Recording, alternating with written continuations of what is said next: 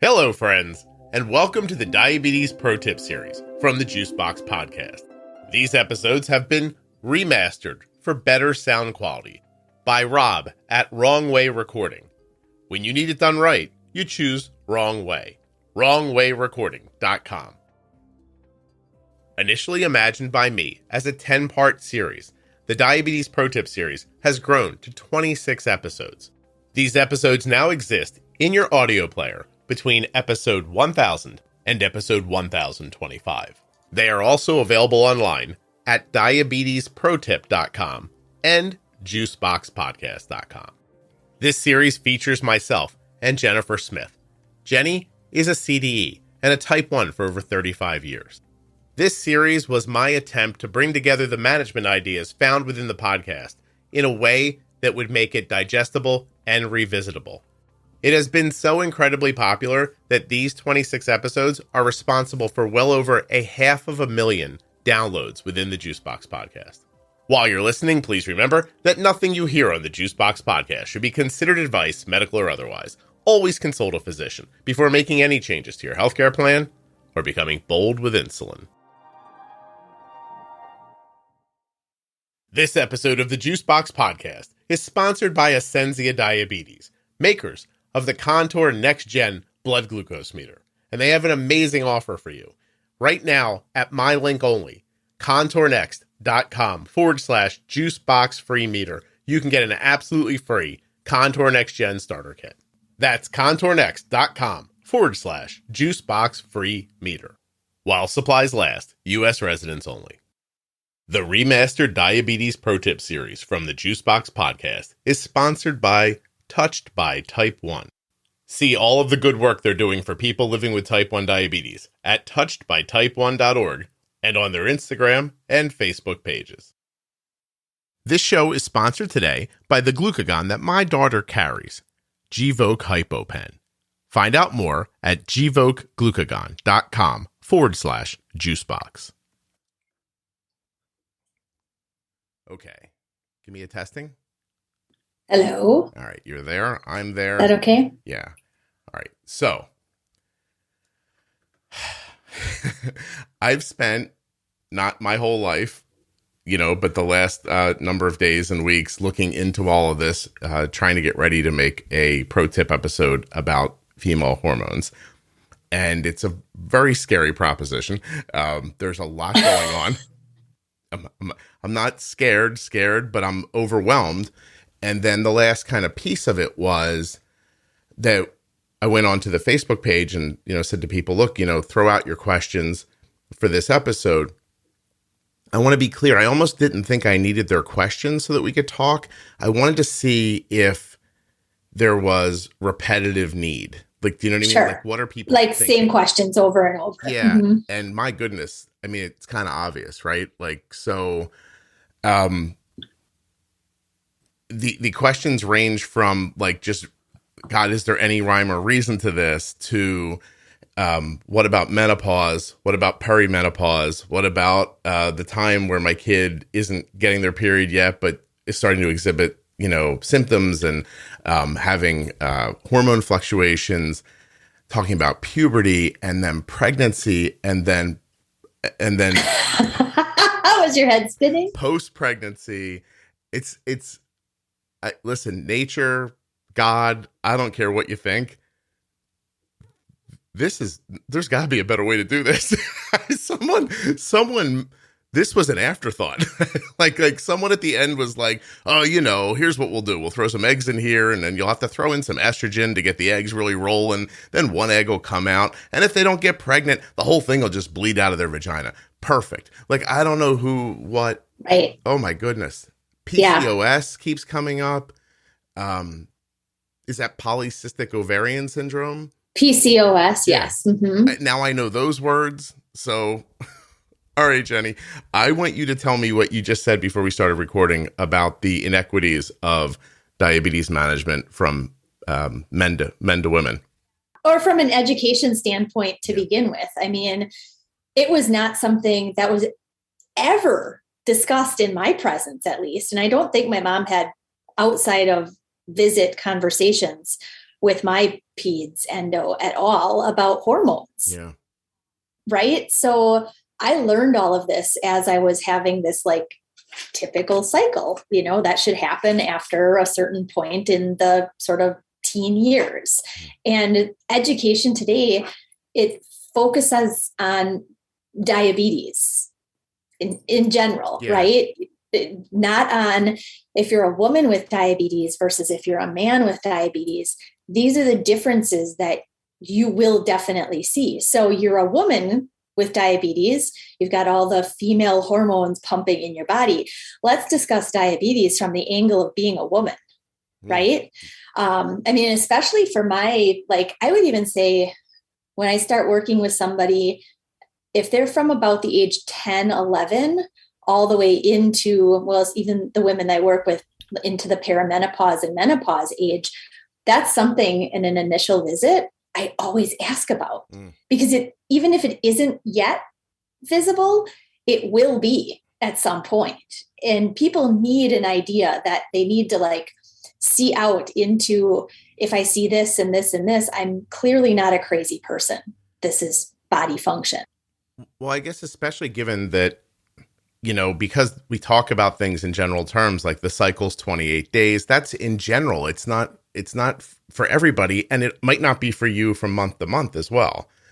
Right. So if you can imagine when you hear people talk about diabetes, just when I thought I had it, it changed, or, those memes, is it memes? My God, I'm old, where it's like Monday, 2 + 2 is 4, Tuesday, 2 + 2 is 7, Wednesday, 2 + 2 is 0, like that kind of stuff.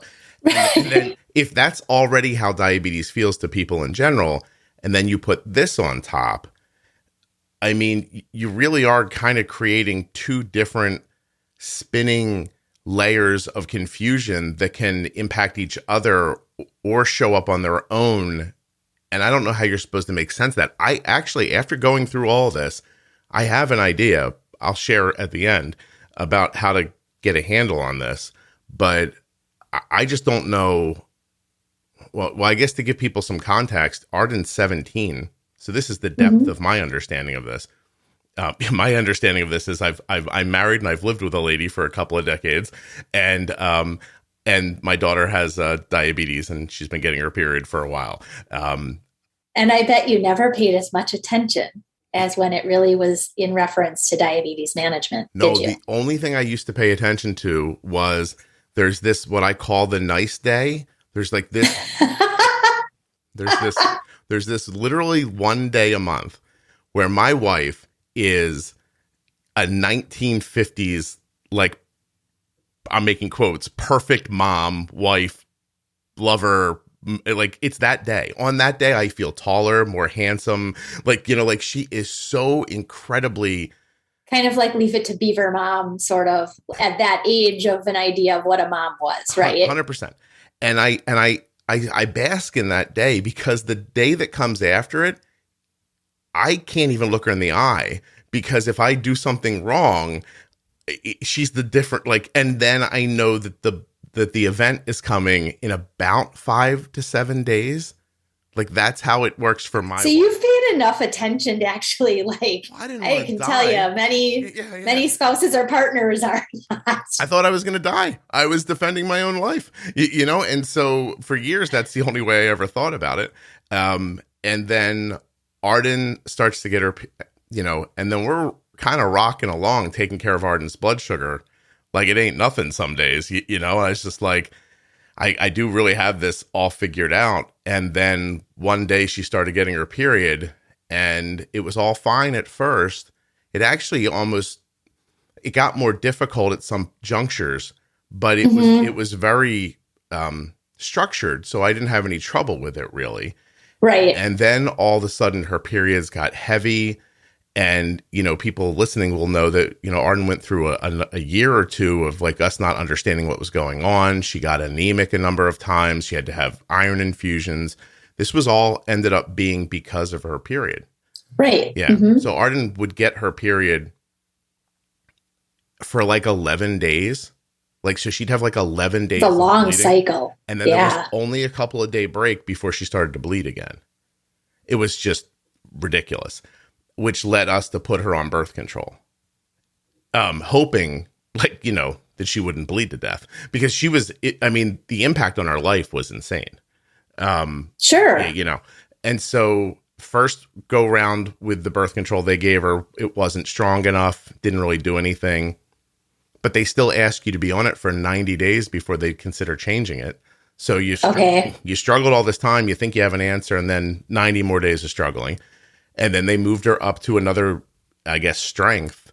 And that has, straightened out her period. It out. Excuse me. Also, the first indication of that problem was nosebleeds. Oh. Really bad, out of nowhere nosebleeds, right? That only happened once a month. And it took us a while to figure it out. It was literally happening on a cycle. Mm-hmm. I never was able to connect it to her periods, but the minute she went on the birth control and the second round of birth control, and it straightened out her periods, the nosebleeds never happened again.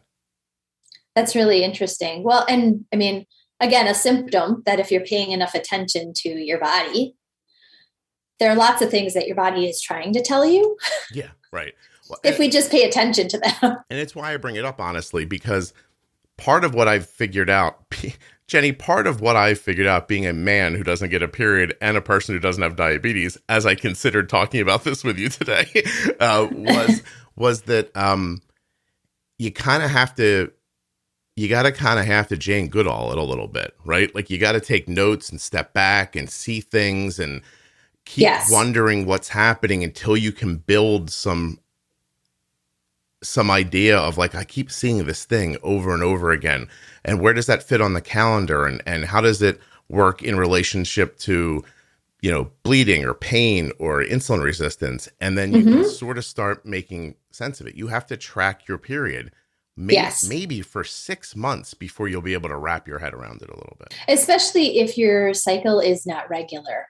I would say for especially women who are considering, maybe you're starting to track things and pay attention because you are planning a pregnancy, or maybe you're really trying to prevent a pregnancy. So then tracking things becomes just as important, right?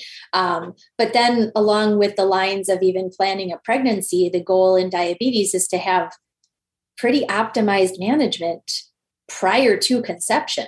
Yeah. So yes, I mean, you really should be tracking things for a fair amount of time if you don't have them already nailed down because you've paid attention, right? And there are a number of really good period apps out there. I mean, there are some that are free that do just as well as some of the ones that have all the thousands of bells and whistles for tracking everything else. But I think the ones that are the best actually have a place where you can keep notes, because the tracking app that I like to use, I actually track month to month how my insulin changes have looked this month. So I can go back last month, the month before, and actually see, has it been consistent enough? Is it going along with what is normal for me? And that helps. Well, even very recently, in the last couple of months, Apple added a period tracker to their health app, which seems interesting, robust, and it's free, and a lot of people use Apple phones. So I wanted to throw that out there. I didn't even know that was an option. So thanks. Yeah. So because Arden uses one that's third party, I don't even know what it's called now. But as I looked at people's questions, and I thought about, hold on a second. The gods are coming after me for talking about periods when I'm not a lady. That's right. As I thought about how I've been figuring, like step back and looked at what we had to go through to try to figure this out for Arden. And then I looked at people's questions. The real fear, when you see fear, is around the unknown portion of it. And all I could think over and over again when I saw their questions, like, how do I know if it's going to fluctuate? When do I turn up my basal insulin if I can't be sure when it's going to start? I kept thinking, you're going to have to track it. You're going to have to pay attention. You're going to have to put work in. And I know that sucks because it feels like diabetes is already work, but it really made me think about kind of what we talked about in other pro tips, which is, some upfront effort can save a lot of heartache over and over again. Right. Or a lot more micromanagement than you really should need to be doing. Yeah. Yeah, you get stuck in that situation where you're constantly adjusting your blood sugar in the moment, which I'm a fan of if you're lost to stay flexible. But in this situation where, what was the number I saw? The average woman's going to have how many periods? Like 400 and something, or I was like, hold on. In a lifetime? Well, I guess if you expect an average age of a period starting at the age of 12, and there are 12 months in a year, right? Mm-hmm. So you would have, let's say, one cycle a year.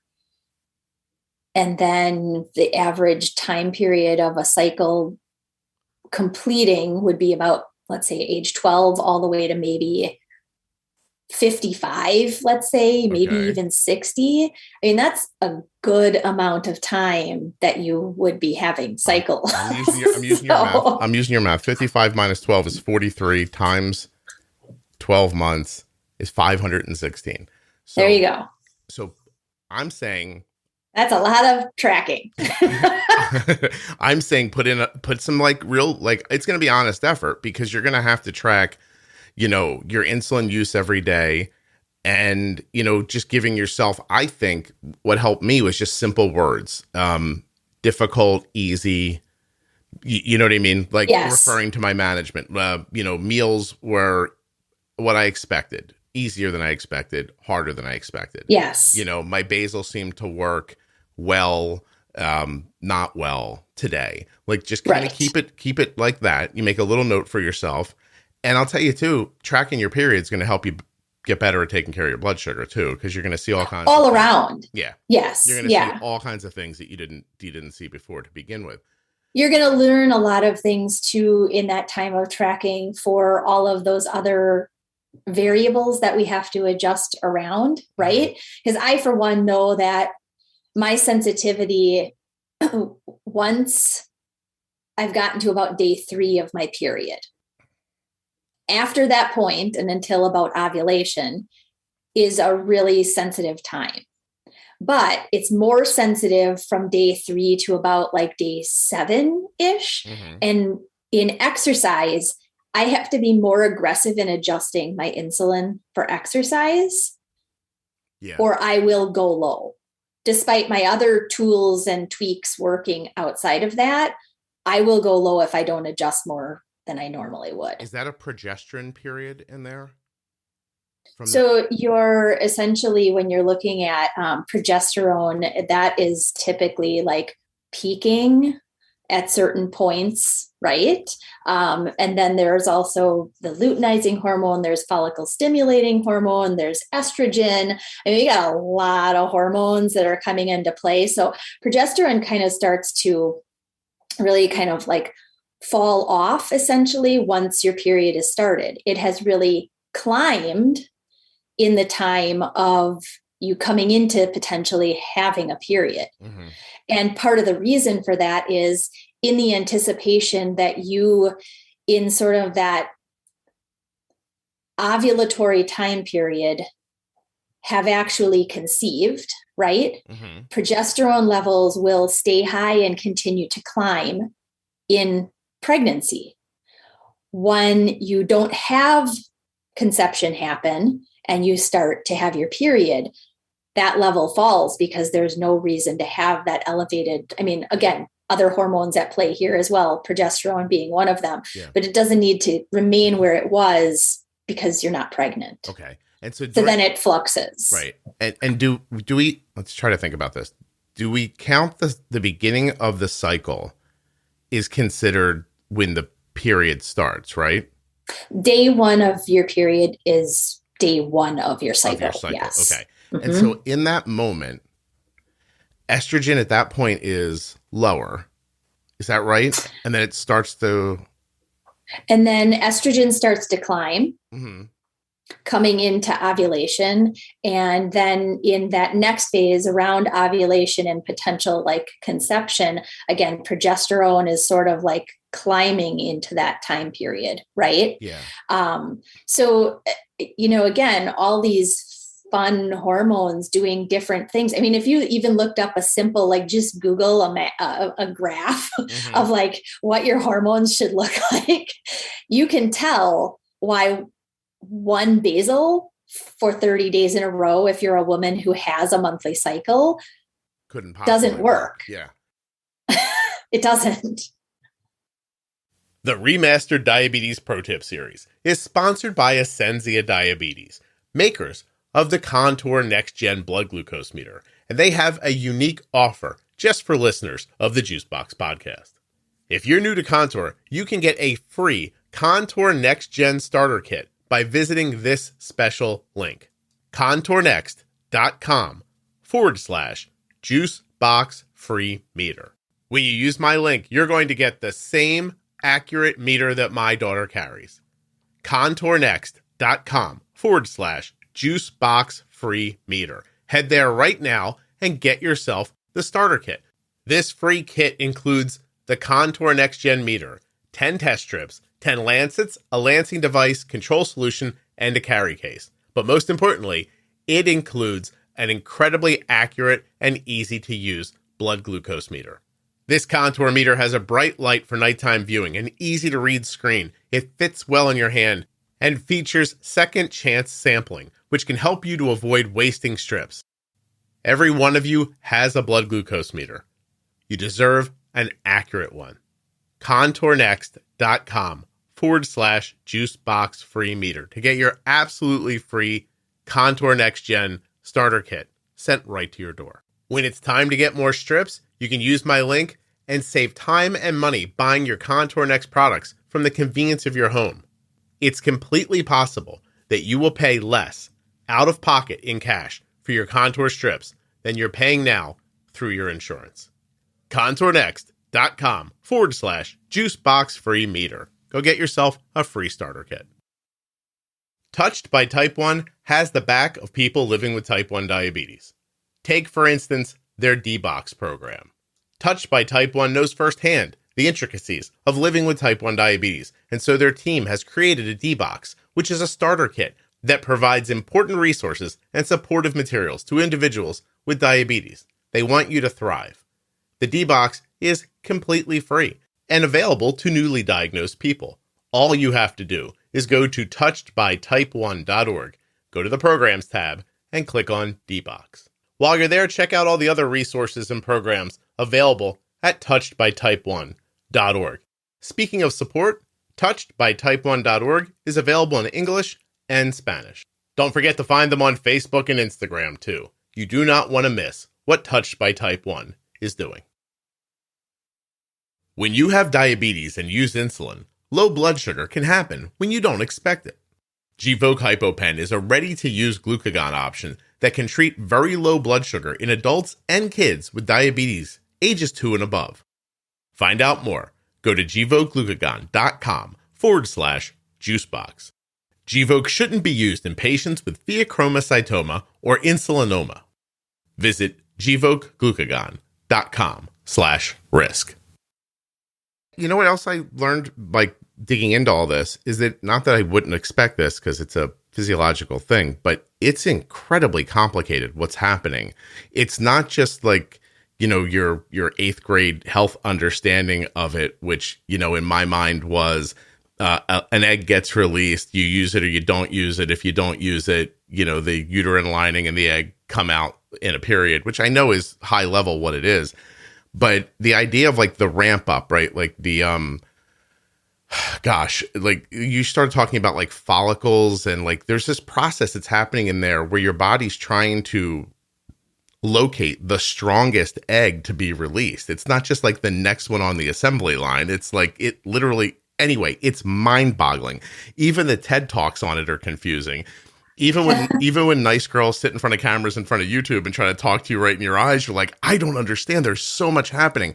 But I think for type 1, for using insulin, is it as easy as saying that there's a time when you're bleeding, there's a time when you're ovulating, and there's a time when your body is trying to make your body a hospitable place for sperm to live, so that the process of fertilization can happen well? Is that basically it? Like there's that's basically the simplified. And I think sort of along the same line of what you're getting at is if you're having a cycle, whether you're on birth control with a cycle or you're not on birth control with a cycle, you can expect the times of your period to show similarities for you in insulin need, right? One person may experience during this phase of, hormone release or this phase of their cycle that they always have higher blood sugars. Now that they've been tracking things, they can say, yes, I'm always getting higher here. One of the first places that commonly starts is the fasting blood sugar or the overnight blood sugar. For whatever reason in the hormone dance of the human body, that's the first place that commonly women see things are running higher. And if you start to pay attention to your calendar, it will most likely coincide with, that's going to be somewhere about like 3 to maybe 7 days prior to your period starting. Some women experience really short-lived, higher insulin needs. And whether they may have missed a slight nudge up, maybe a week sooner, most of them notice, gosh, the first, day and maybe the 2 days before my period, I'm just high. I can't take enough insulin. I dump it all in and I still sit high. Well, next month, if that's the case and you start seeing higher blood sugars and you are maybe somebody who doesn't have a regular enough cycle, I would probably expect that this is what's probably on its way, as long as your site isn't bad and, all the other variables that it could possibly be. Yeah. It's going to be incredibly important for you not to throw your hands up to the diabetes fairy and go, oh, it's just diabetes. It's happening to me again. Like, I mean, after it happens a couple of times, you got to say, like Jenny's saying, like, this is what happens. Right. Whether or not I can tell you that it absolutely happens on day, 13 of my cycle or not, it becomes unimportant. Like you sort of see, it's not any different than, like, as you're talking about all this and about when people see higher blood sugars, like Arden has this too, but because my mindset is like more insulin, push back, don't let it happen, I can't see it sometimes. I can tell you that we're bolusing more or that I'm running a higher basal like profile, but I'm so accustomed to just being in the fight and fighting the fight. I sometimes don't think about why it's happening. I just, right. Yeah. You just adjust to get it back to target. Yeah. Yeah. And I think that's okay, as long as you're okay adjusting that way. Right. And if that works for you, then great. I think that more women, especially again, those who are planning a potential pregnancy, are really wanting to track well enough because they're also ensuring that their blood sugars are really optimally managed for possible conception and the thereafter, So if you really do want more consistency, rather than saying, well, I know how to do more insulin, I do it all the time, I just, adjust it here and take more there, or adjust it back here or whatever. But if you have even those that have a regular enough cycle, it could take some of the like headache out of the, well, I'm high again, I know I need more, I'll take more, but gosh, is this happening regularly enough that I could actually figure out, well, how much more do I need on an average monthly change time? Well, yeah. Because that is less guesswork in the moment then. And the reason I brought it up is because the process of getting ready to make this episode with you made me realize I'm going to set up 3 different profiles for Arden because she's going to go to college. Yeah, and I know what she's going to do. Her blood sugar is going to go up and she's going to be like, this never used to happen before. And she's, not going to realize the thing she's missing is me texting her going, yo, bolus, what are you doing? Right. Right. Because for people who don't like really understand, I know it sounds like micromanaging to some like newer people, but for people who listen to the podcast, I don't imagine it does. Like, I don't like to see a blood sugar over 140. And I act like, how some people might act when your blood sugar is 300 is about how I start feeling at 140. I'm like, yo, what are we doing here? Because in my mind, I'm targeting back to 80. Like in my mind, 140 is 60 points too high. Right. I'm like, get it. But the amount of insulin that it takes to get it has climbed since Arden's been on a birth control pill. So while yes, the birth control pill has regulated Arden's period and she's not bleeding to death anymore, her diabetes has gotten more difficult. Harder. Yeah. Mm-hmm. Yeah. Because, and now if you go look at graphs about how listen, what I know about birth control is probably not enough, but you're getting you're getting a pretty regulated amount of these hormones every day. And that birth control is literally tricking your body into not releasing an egg. Right. I didn't realize that that the bleeding, it's keeping you on a one cycle of hormone akin to not needing ovulation. Yeah. Right. And so nothing's happening. You're not ovulating. Like the whole process isn't happening. Actually, I think what confuses people is that the bleeding that happens when you're off the hormones and you're on the placebo. The placebos is not your period. It's actually got a name. It's hold on a second. I have so many browser windows open. It's called withdrawal bleeding. Yeah, it's not the same thing. I've never heard it called that before. Okay. Well, I was schooled. I recorded an episode about this with a different podcast. I'm going to be on a vagina podcast pretty soon. And that's kind of funny. Oh, it was hilarious. And as I was being asked, I was like, why is this happening to me? But people who really take birth control, I don't mean seriously is the wrong word, but see it as stuff that maybe, there are people who think you shouldn't do it. There are people who think you shouldn't tell people how to live their lives. There's a lot of consternation around birth control in some circles.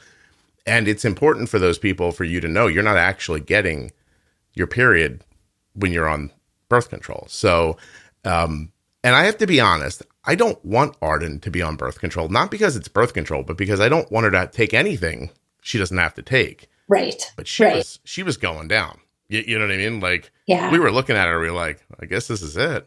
Like, the money we save for college, we could buy a house with now or something. Well, and that's, I mean, there are really good reasons to utilize birth control all around. Mm-hmm. There are. But in a case like this, it's almost a necessity in order to get containment of something. Now, the other thing is, is this something that's it's just the way that her body is going to continue to work even into like adulthood? Will she continue to have this level of birth control, management so that she doesn't have this problem? That question is in my head constantly. Like, when do we just like stop it once and see what happens? You know what I mean? Like, right. But I don't understand any cause and effect reasons why using birth control for a while would, quote unquote, regulate things, and then you wouldn't need it anymore. Right. Or was this just a cycle of her life and it was going to pass on its own, and we're never going to know as long as she's on the birth control pill? Right. So I keep thinking maybe, a few months before college, maybe we would try bail on it one time and see what happens. Well, and you've done enough work already to know. I mean, she's used several different types of it. So you also have an idea of what works, what really did nothing good, and what does actually work, because there are so many kinds of birth control oh my God. that are available, and so many mixes of hormones that you could use, or some are single hormones, some are a mix of hormones at different levels. They're taken different ways. I mean, there are lots. At one point, our pharmacy benefits changed her over to a generic. Things were going great, and then they changed it to a generic, and it went right back to where it was again. Oh. And then we had to swap her back to another one. Which is so funny, right? I mean, if it was the same thing, only a generic, what's different about I don't it, know. right? I have no idea. Jenny, in one way or another, vaginas are the bane of my existence. I'm just, they're torturing me from different angles and different perspectives all the time. And on Arden's period has been, a roller coaster. It has not been fun for her or for the, for the people trying to help her. Well, and I think you see it from a perspective of, you want the best for her. You want her to be healthy and enjoy life and everything. So you see it really as it's problematic, not from a physiologic standpoint. It's just problematic in what it brings into the picture of her management. You may have a very different look on it if she didn't have diabetes. Yeah. Yeah. I guess there's so much about it I wouldn't even understand or pay attention to or have to consider. So I'm basically having this conversation to tell people that I'm going to start doing what I think you should do. Like I'm going to set up my own tracking app, and I'm going to track Arden's like insulin, which is Jenny's making a face because I don't do stuff I'm pretty amazed. Yeah. Yes, I'm making the face that like you don't do things like this. Because God. if I don't, she's going to leave for college and either bleed to death or have an A1C in the 8s, like one or the other. It's just one or the other is going to happen. So, and typically, I mean, it's also another piece in the mix too, because you brought a lot of things in that could be happening in periods that are mismanaged, right? Mm-hmm. Someone who has excessive bleeding can bring in a lot of other health risk problems that can also make the diabetes management piece even harder to figure out and manage around. So it's really important. I mean, on average, quote me, but I think I read at one point, like the average woman with a normal, healthy cycle length and not excessive bleeding really only loses about a quarter cup of blood through the whole period, which is, it's tiny amount, right? I mean, if you know what a quarter cup measuring cup looks like. So, I mean, if you're saying, gosh, excessive, clearly excessive is like lots and lots that shouldn't be happening. Here's one measuring stick for you. Arden's ferritin gets down to like the teens. She gets an infusion. They test it again. It pushes it into like the 130s. It gets pretty high when you get the infusion. Yeah. And within 3 months of not being on the period, she was back in the teens again. Yeah. So, and just, I mean, for people who don't know, anemia, low iron, whatever, however you get to it, I mean, just can't hardly pick your head up. No, freezing it feels cold. Horrible. Yeah, you feel like you're dying the whole time. Shortness of breath. You can have heart palpitations. Like it's not good. You get like pain in your like muscles and joints, and like it's terrible. So Arden's going to stay on this as long as she needs to. But it's funny, while she was home, Arden's chill at home. Like when she was going to school from home, she needed less insulin. As soon as she went back to in person, I knew her needs were going to go up again.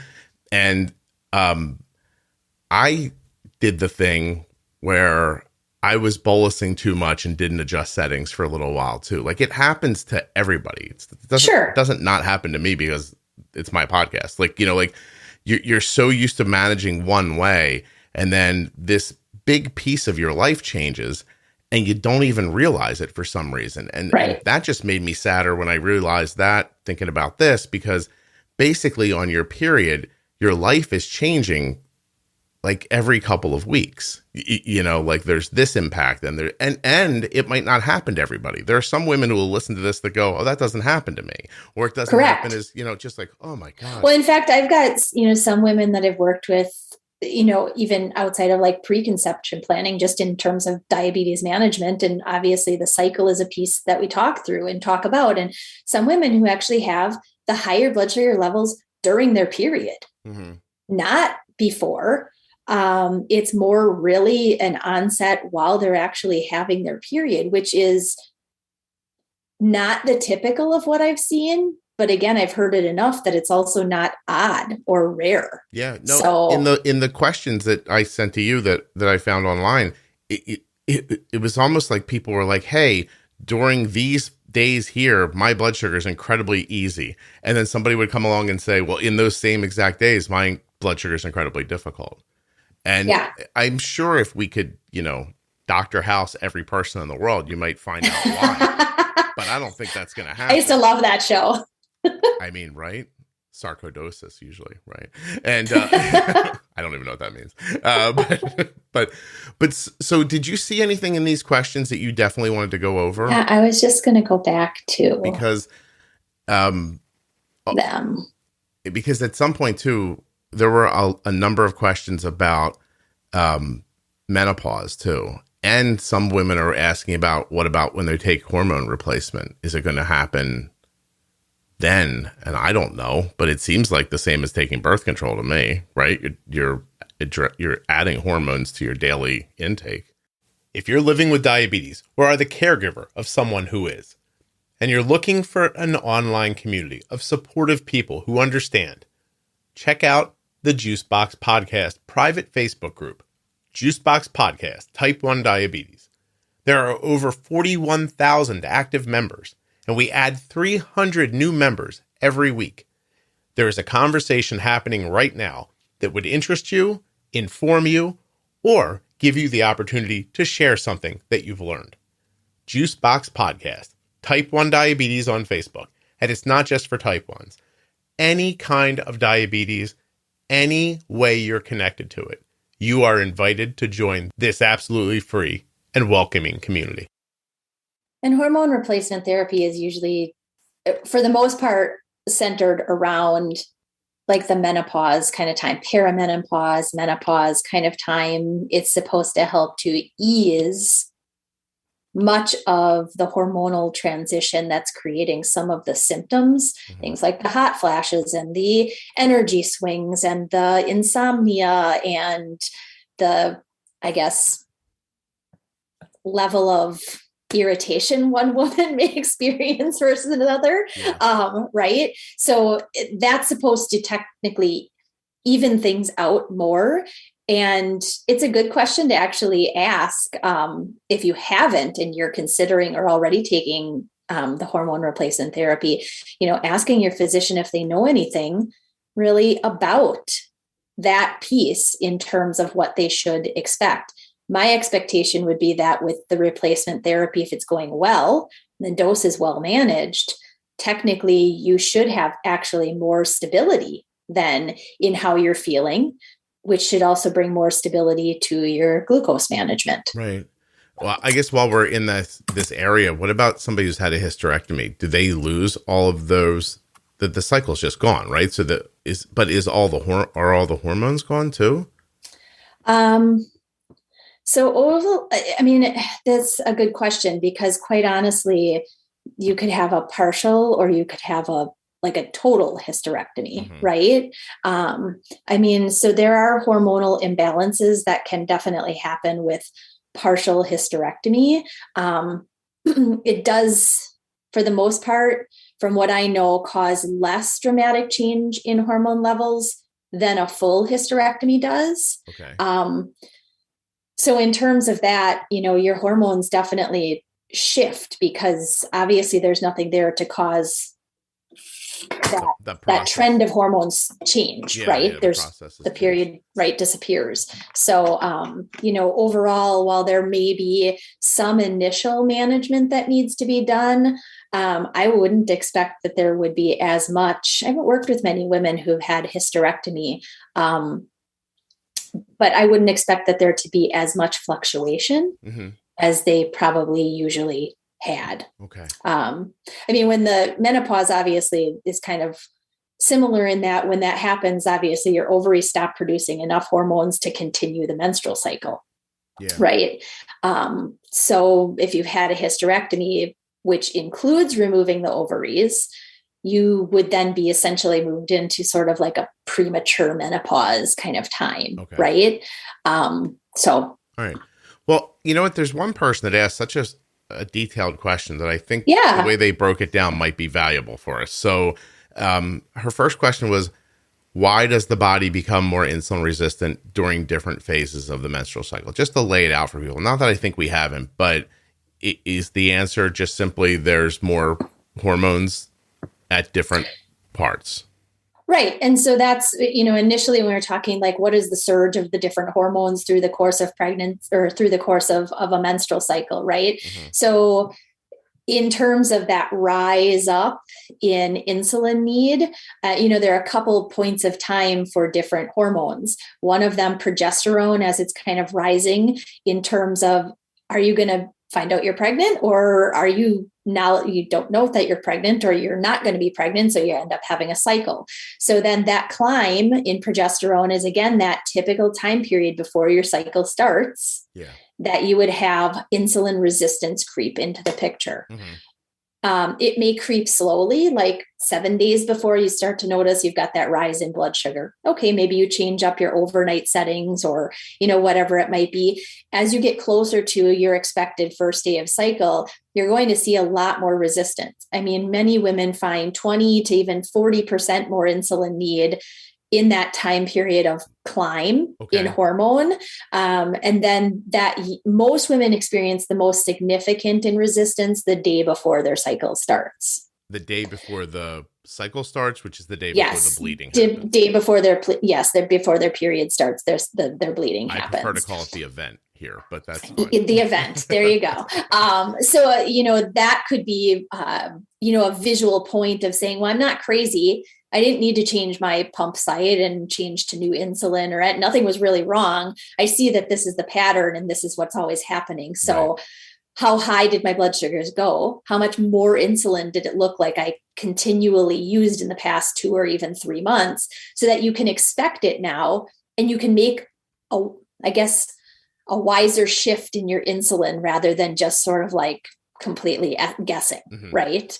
I'm going to take 3 units today because clearly 2.5 yesterday didn't work. Well, okay. But if you have some back knowledge, you can say, okay, this is definitely how much more I needed, and I can adjust better here now. Do you know there are months that Arden's period doesn't begin on the first day of the placebo? It happens sooner, which doesn't make any sense at all. She's definitely kooky in her belly. Like something's something's going. Like when that happens, so because 2 days ago, I saw as much resistance from her as I had in the month, and I said to her, like, you're gonna get your period soon. She goes, I have like 4 pills left, and I was like, okay. So then yesterday, dude, all day, like we had to cut her insulin back crazy yesterday. So when she got home from school, I was like, did you get your period? She goes, no, I still have a couple of days left. But her body acted like her period started yesterday. Was already starting. And now I'm like, I wonder if the bleeding's now adjusting back to where it's supposed to be. I also wonder sometimes, like Kelly's, still menstruates. My wife's still fertile. Not what I meant. That's a good thing. The longer you actually have your cycle, the healthier for you. It reduces a lot of the risk of female related cancers. Okay. So the longer you have your cycle, and the length of the cycle matters too. Not that this is diabetes specific, but it's a piece in the mix of if you've good cycle, regular cycle, and the longer you have it in life, the better for you. Yeah. Well, that's good news. Yes. But what I was wondering is, how you kind of sync up to people. Yeah. Like I've often wondered if Arden and Kelly even being near each other is messing with Arden. Very likely, because in college I had 3 other roommates. And at that point, we all within a week had our periods at the same time. Yeah. Like it was not a house you probably wanted to live in. We're buying a bigger trash can. Yes. Okay. So this person's next question was, do insulin needs change only when premenstrual, or does it happen around ovulation as well? I think we've pretty much gone over that, right? Yeah. And ovulation for some, just in clarification, some women notice more significant insulin resistance around ovulation than they do in the pre-cycle or like period start time. And it's often much shorter lived of a swing up, more noticeable rise. Post meals often tend to be impacted more if you're going to notice a change around ovulation, but it's only going to be like 24 to 72-ish hours around that ovulation that you're going to notice such significant resistance. So again, we've got this like roller coaster of hormones going on, making people feel crazy. Yeah. Also, I watched a video about how to know when you're ovulating, getting ready for this. And there's a lot that you can watch. Oh, geez. I learned a lot about discharge and cervix ripening and feeling sexual, and that it sometimes happens and sometimes to some people doesn't happen to others. Some people get many of the symptoms. Some people get fewer, none. I love it when something's spelled out to you like this. Here's what could happen, unless it doesn't, or maybe it won't. But it could. And you're like, this is not helpful. Like say something concrete or stop making videos. But it was really, I don't know, it was interesting. Anyway. There's a really good book I got actually years ago before we even planned to start trying. It's called Taking Charge of Your Fertility.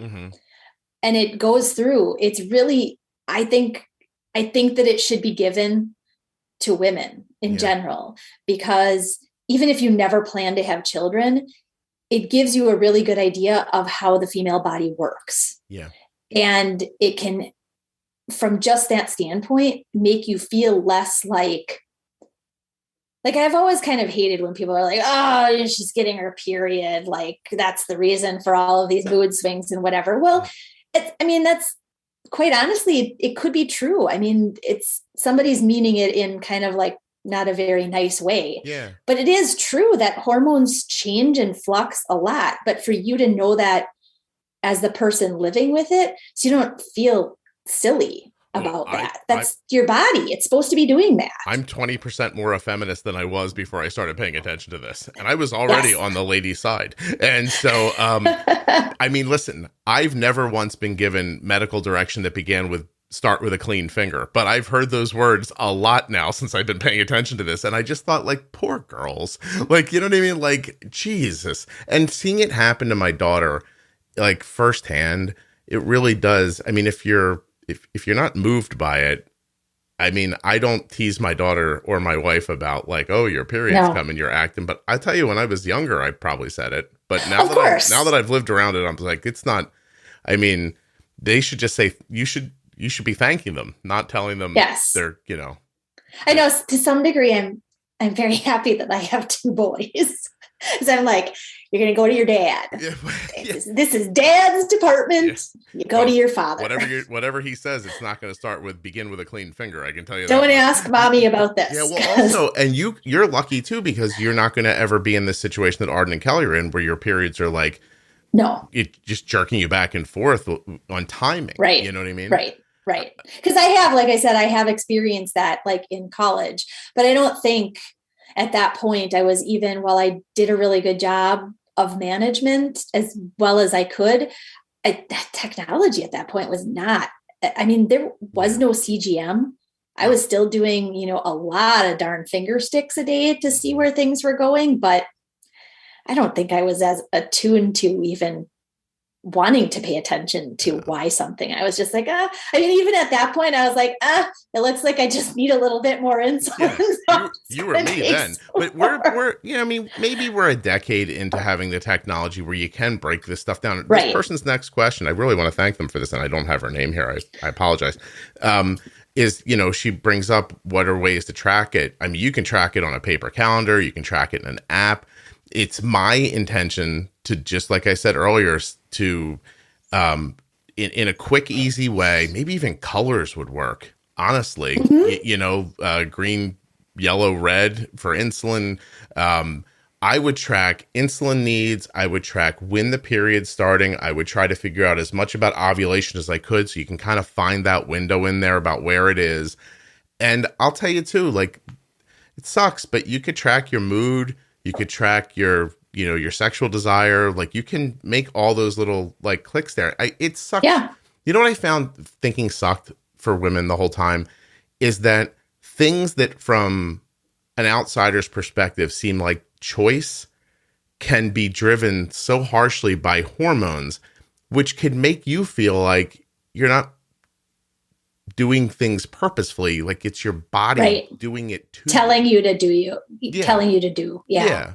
Like I would hate the idea of I'm on a date and I'm open to having sex tonight, not because I want to have sex or because I like this person, but because my hormones are in a state where it's telling me they're kind of telling me to feel this way. Yeah. Do this now because sperm will live in you for 5 days, and then we can get you fertilized and give you a good chance to, of bringing this egg along.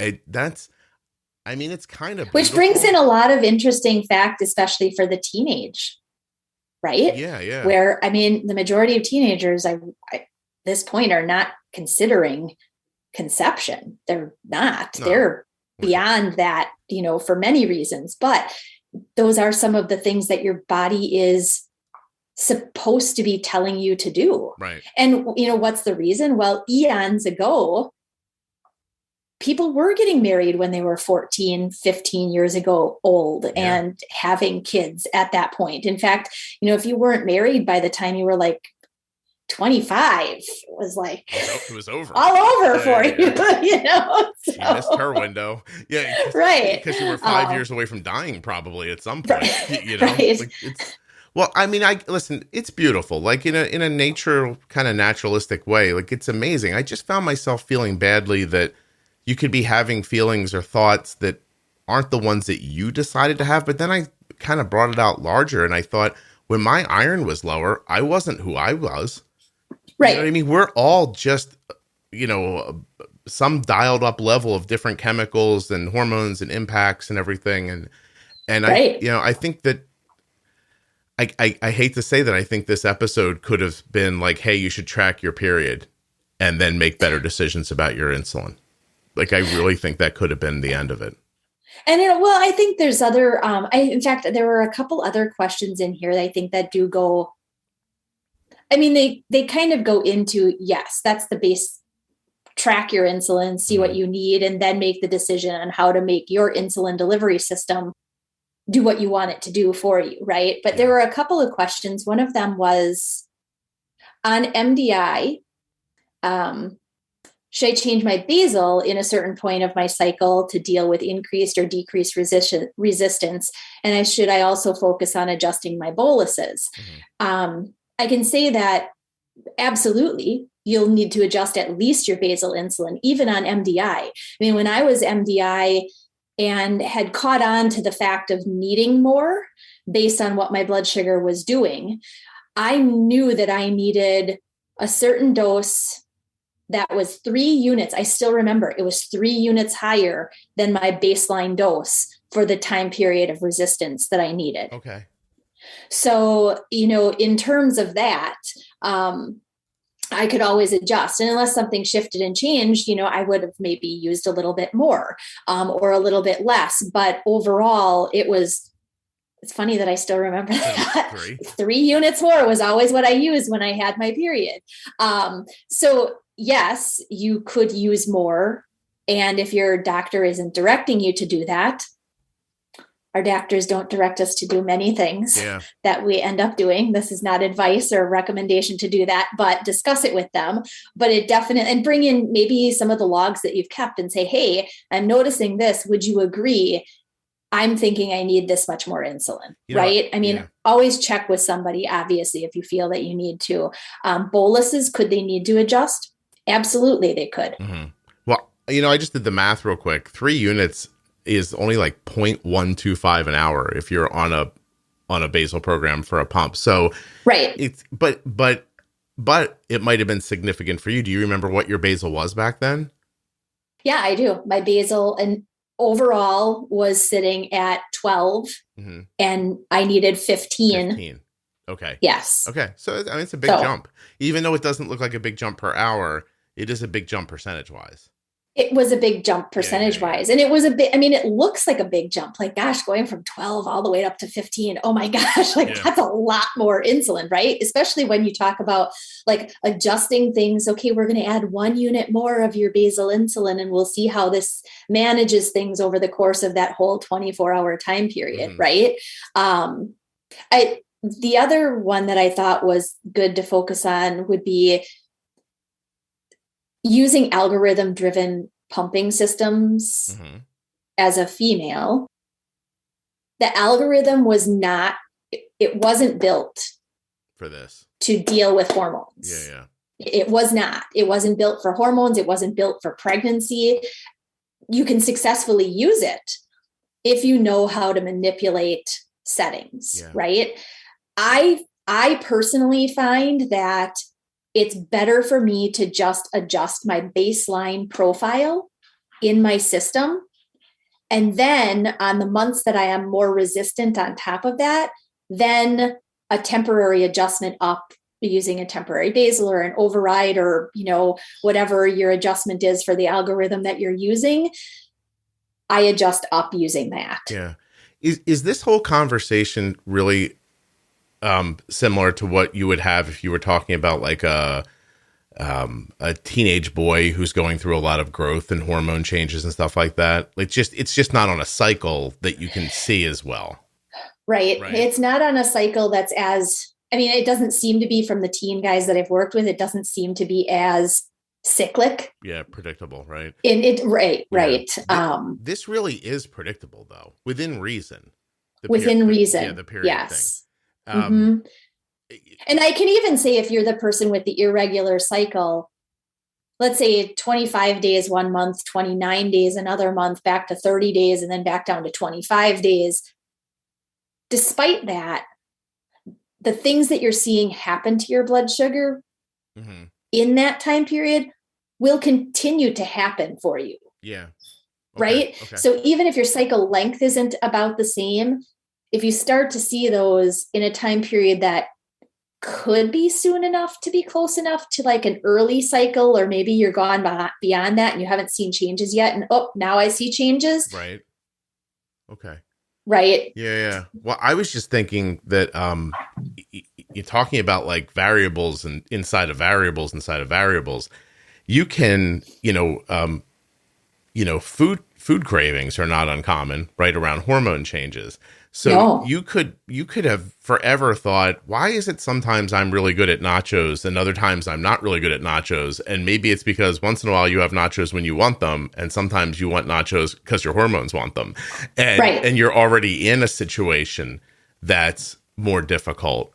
And then you add in food, because what made me think of it was the question here is like, should I eat differently or exercise differently through different phases of my cycle? Which is a great question. And it made me think, I'm not into telling people how to eat, but there are definitely foods that are easier on you that take less insulin that you might want to try eating while you're having an increased need for another reason. Because now, otherwise, you have two increased needs. Correct. A difficult food and your hormones at the same time. Right. And the hormones are driving a desire for things that otherwise you may have very easy management around, right? You may love nachos, but your typical serving of nachos is appropriate and fine. And if it's a hormone driven time, you might eat much more than that of your nachos. Do you know, while we were adjusting Arden's birth control pills and getting it right, she couldn't stomach meat. Like, she was not a vegetarian kind of person. And for a while, she couldn't stomach meat. Like, just get it away from me. She couldn't smell it. She definitely couldn't even think about eating it. And then as the pill, we found the right pill and it got kind of like set in stone. Now that's come back a little bit.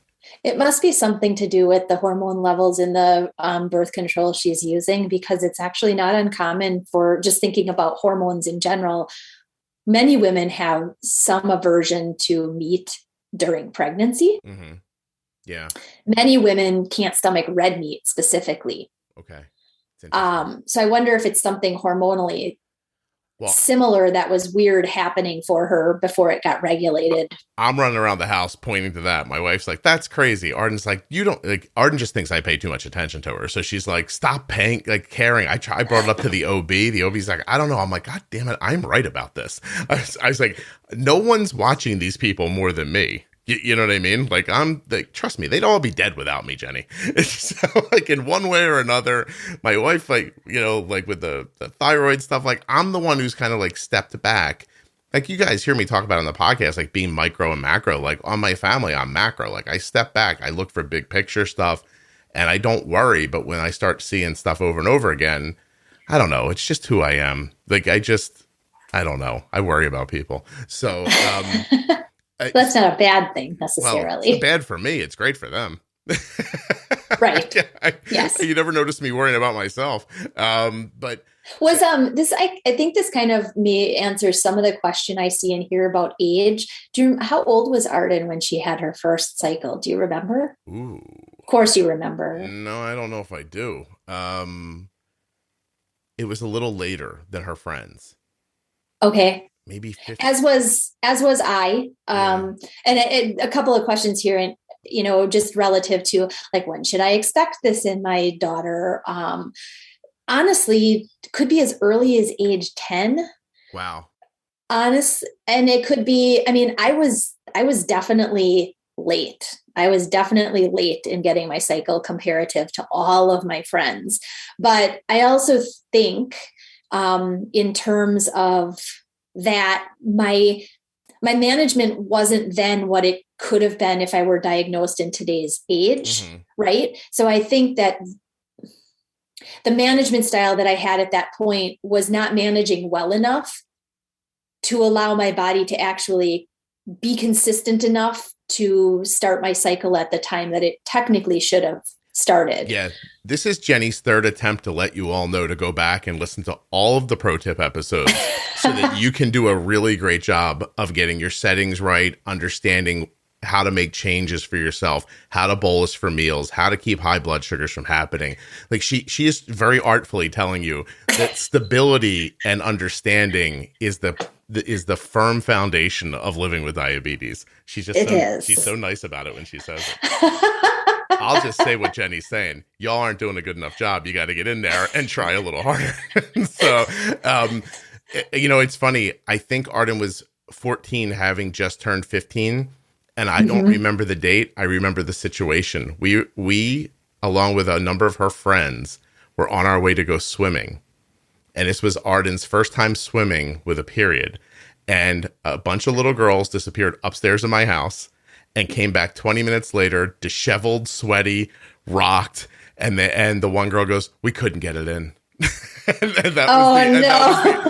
And apparently...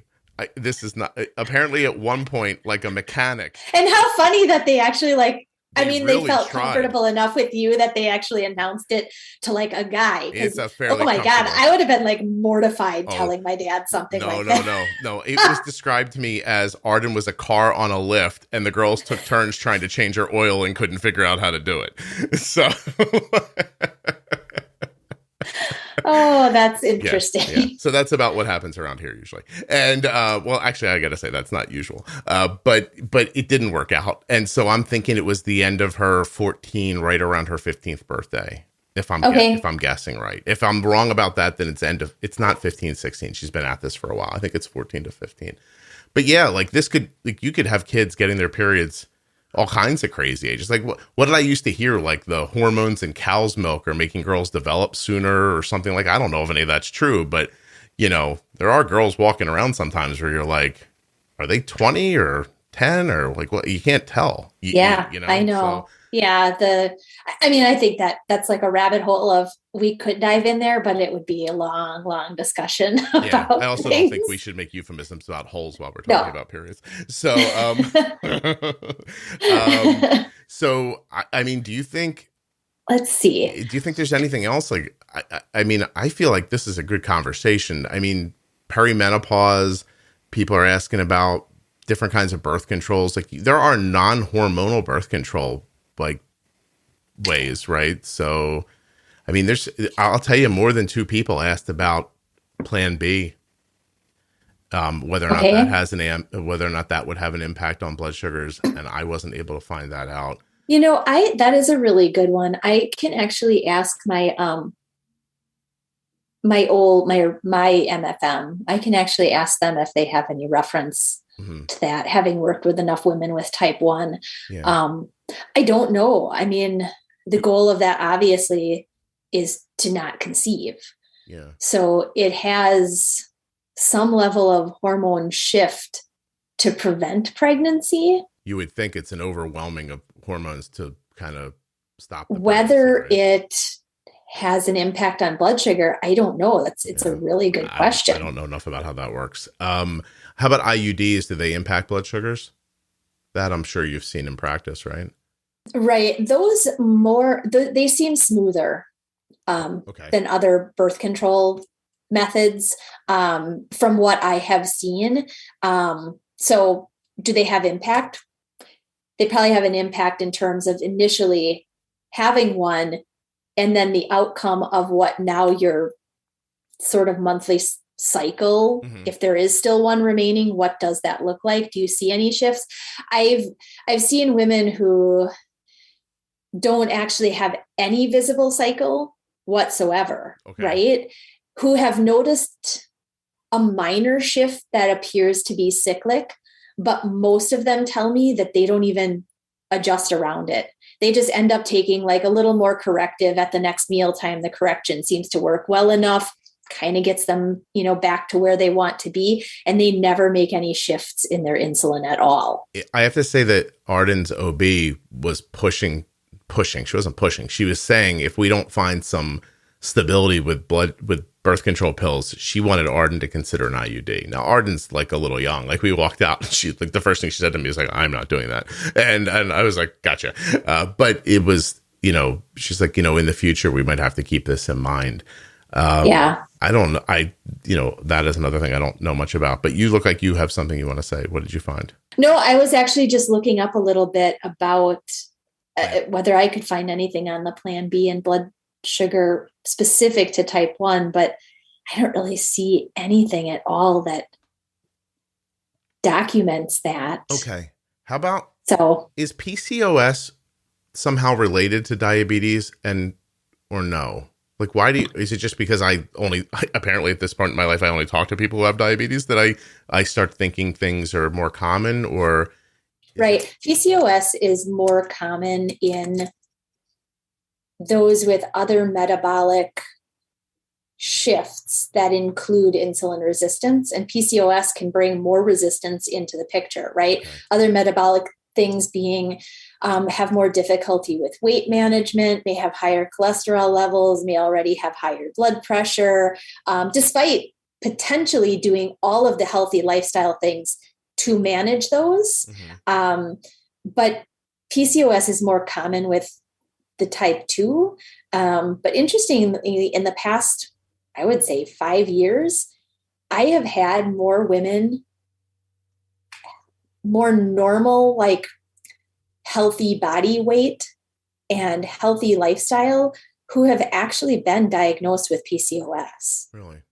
Okay. And part of the reasoning in terms of like sending them back to their doctor to say, hey, I don't understand. I am doing everything in the picture of management, and I need so much insulin to keep things where they are. Something else has to be in the picture. So mine is always, why don't we look for PCOS? Mm-hmm. Because if that is in the picture, one of the long-term, even in women without diabetes with PCOS, a medication that's very common in use is metformin. Okay. It helps to dial down the resistance. And from the PCOS level, it helps with some of that cystic nature in the ovaries. Yeah. And it helps with evening some of that out in terms of hormones and everything. So metformin is definitely a heavily used additional medication that could be, beneficial. Mm-hmm. Yeah. Somebody mentioned metformin mm-hmm. in one of those. I forget where it was. I didn't bring that question over for some reason, because they were because they were talking about like, could I just use metformin during certain times of resistance around you can't stop and start it, right? That's not the way that metformin is meant. If you're going to use it, we start at a low dose, evaluate tolerance. I mean, it's one of the older oral medications. It typically, for most people, is well tolerated after you get over some initial first week or so of some stomach upset. And as long as you're tolerating it, it increases to more of a therapeutic level. Right. And then you continue use of it. Yeah, you don't start and stop it. You can't use it like Advil during one section of your period. No. I brought it up here because if somebody was thinking it, maybe somebody else was thinking it. I did not think that was a good idea. So, okay. I don't know. There's this moment where I go, "Are we good, Jenny? Did we do it?" Or yeah, I think. I was looking at more of the questions just to make sure that. PA. I mean, in terms of talking specific cycle, I think yes. I think discussion around things like menopause and that kind of stuff it's such a transitory time in terms of it can that. take forever, right? Menopause could go on for years. It can go on for very long time. Yeah. Absolutely. I mean, and that's really perimenopause, right? Once you're fully in menopause, you have no longer had a cycle for a year's time, right? Then you are menopausal. Perimenopause starts with many women notice a shift in their cycle. Let's say you have had a regular 30-day cycle consistently. You kind of getting into the age of, and what age? In general, about 50-ish. But women with diabetes have, from research, sort of proven to start earlier than the typical like age of 50, let's say. So any shifts in your cycle without any lifestyle changes or anything like that, now you're having 25-day, the next month it's 30-day. This month you have 3 days of a really light cycle. Next month it's really, really heavy and painful. And it's just not your typical.